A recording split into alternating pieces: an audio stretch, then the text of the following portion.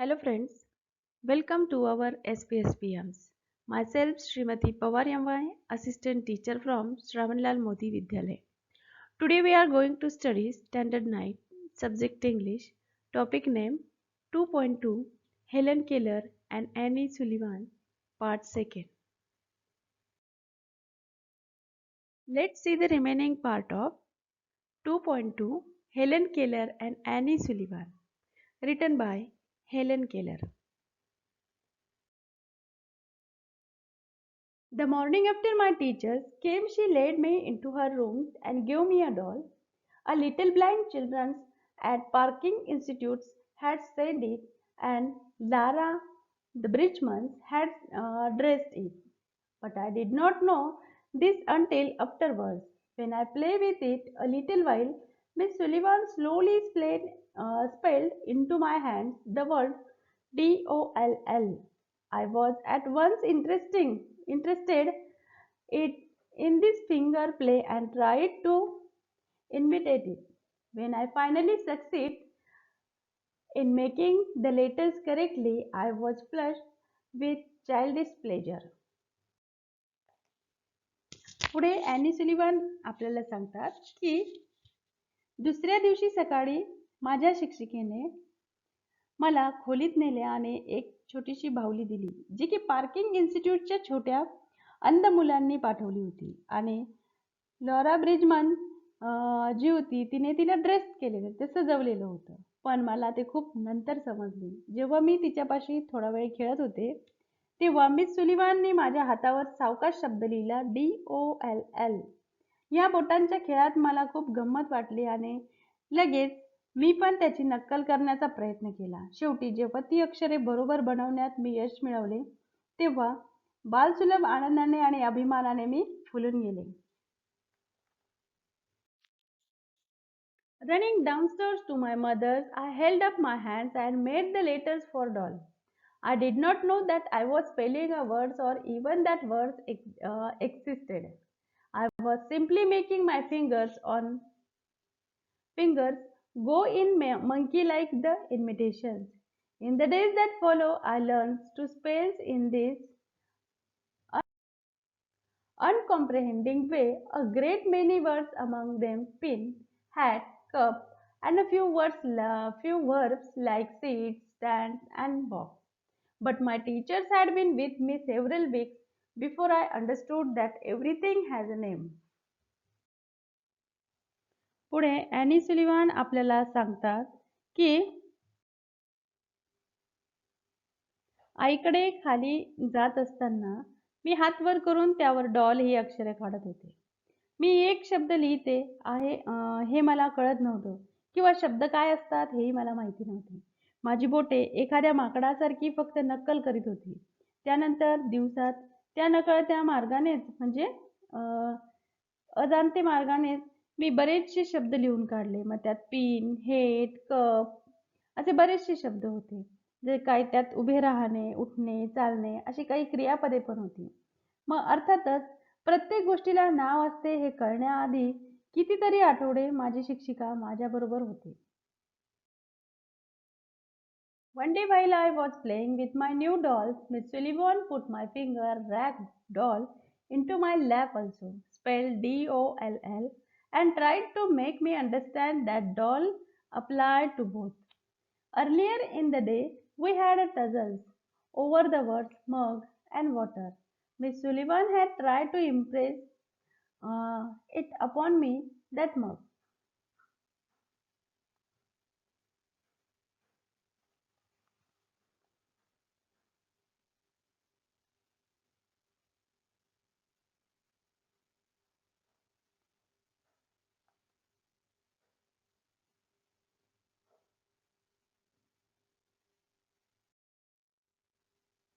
पुढे any Sullivan सांगतात की एक दिवस मी माझ्या नव्या बाहुलीबरोबर खेळत होते तेव्हा मिस सुलिव्हानने माझी मोठी कपड्याची जी बाहुली होती ती माझ्या मांडीवर ठेवली आणि लिहिले DOLL. दोन्हीकरता डॉल हाच शब्द असतो हे त्या मला समजावण्याचा प्रयत्न करीत होत्या. मग त्या दिवशी आधी मी मग, MUG and WATER वॉटर या शब्दांवरून आमच्यात धडपड चालू होती. मिस सुलिव्हान मग म्हणजे मग, वॉटर म्हणजे वॉटर हे समजवण्याचा मला प्रयत्न करीत होत्या. पण मी त्या दोन्हीत सारखा गोंधळ करत होते. Is mug and that water is water. But I persisted in confounding the two. In despair, she had dropped the subject for the time, only to renew it, and at the first opportunity I became impatient at her the repeated attempts and seizing the new doll. I dashed it upon the floor. I was keenly delighted when I felt the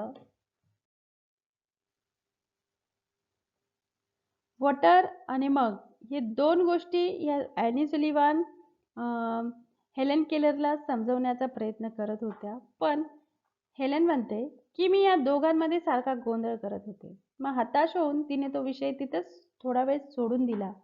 फक्त पुन्हा तो नव्यानं सुरू करण्यासाठी पहिली संधी मिळेपर्यंत तिने पुन्हा पुन्हा केलेल्या प्रयत्नामुळे मी अस्वस्थ झाले आणि ती नवी बाहुली पकडून मी जमिनीवर आपटली. तुटलेल्या त्या बाहुलीचे तुकडे माझ्या पायापाशी पडले होते आणि त्यावेळेस मला खूप मजा आली.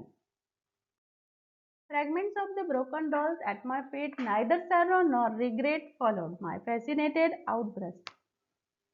I had not loved the doll.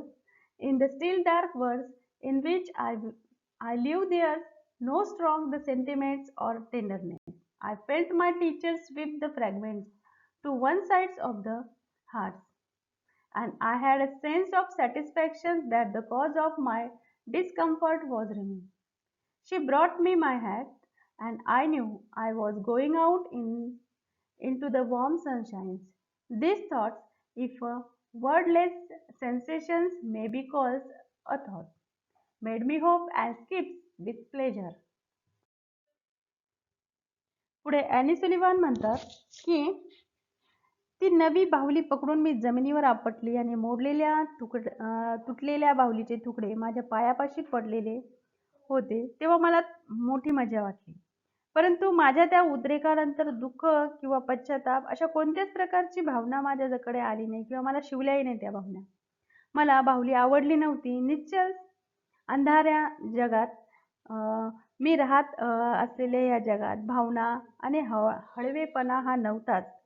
परंतु माझ्या शिक्षिकेने बाहुलीचे तुकडे शेकोटीच्या एका बाजूला गोळा केले आणि असे मला जाणवले आणि माझ्या अवस्थेचे कारण दूर झाल्याचे समाधान मला मिळाले. मग तिने मला माझी हॅट आणून दिली आणि त्यावरून माझ्या असे लक्षात आले की आपण बाहेर म्हणजे कुठेतरी सूर्यप्रकाशात जाणार आहोत. हा विचार म्हणजेच निशब्द जाणवेला जर विचार म्हणायचे तर आनंदाने उड्या मारण्यासारखा वाटला. We walked down the paths to the well house, attached by the fragrance of honeysuckle, with which it was covered. Someone was drawing water, and my teacher placed my hand under the spout. As the cool streams gush over one hand, she spills into the other. The world's water first slowly, then rapidly. I stood still, my whole. हडिस्कलच्या वेलींनी आच्छादलेल्या विहीर घराकडून येणाऱ्या सुगंधामुळे any Sullivan आणि Helen Keller या तिकडे गेल्या होत्या आणि मग कोणीतरी विहिरीतून पाणी काढत होते. मग पुढे हेलन केलर सांगते की माझ्या शिक्षिकेने माझा हात पंपाखाली धरला. ते थंड पाणी जेव्हा माझ्या हातावरून वाहू लागले तेव्हा दुसऱ्या हाताने तिने वॉटर हा शब्द माझ्या हातावर लिहिला. प्रथम सावकाश, नंतर भरभर. आणि हे सगळे करत असताना मी मात्र स्तब्ध उभी होते. Attention fixed upon the motions of her fingers. Suddenly I felt a misty consciousness as of something forgotten, a thrill of returning thoughts. And somehow the mystery of language was revealed to me. I knew then that water meant a wonderful cool something that was the flowing over my hands. That living words awakens my soul, gave it light, hope, joy, set it free. There were barriers, still it is true, but barriers that could in times be swept away. पुढे Helen Keller म्हणतात की माझे सगळे लक्ष तिच्या बोटांच्या हालचालीवर केंद्रित झाले होते. अचानक काहीतरी अस्पष्टशी जाणीव मला झाली आणि काहीतरी विचार स्फुरल्यासारखे वाटले आणि अशा रीतीने भाषेचे गूढ मला उकलले. मला उमगले की माझ्या हातावरून वाहणारे ते सुखद थंड काहीतरी म्हणजेच WATER त्या जिवंत सजीव शब्दाने माझ्या अंतःकरणाला जागृत केले. प्रकाश, आशा, आनंद दिला. त्याला मुक्त केले. अजूनही अडथळे होते हे खरे, पण ते वेळोवेळी दूर करता येण्यासारखे होते. I left the well house eager to learn everything had a name, and each name gave birth to a new thought. As we returned to the house, every object that I touched seemed to quiver with life. That was because I saw everything with the strange new sight that had come to me. On entering the doors, I remembered the dolls I had broken. I felt my way to the hearts and pick up the pieces. I tried vainly to put them together, then my eyes filled with tears, for I realized what I had done. And for the first time, I felt the repentance and sorrow. पुढे Helen Keller म्हणतात की शिकण्याच्या ओढीने विहीर घरातून मी निघाले. प्रत्येक गोष्टीला नाव होते आणि प्रत्येक नाव एक नवा विचार देत होते, म्हणजेच नव्या विचाराला जन्म देत होते.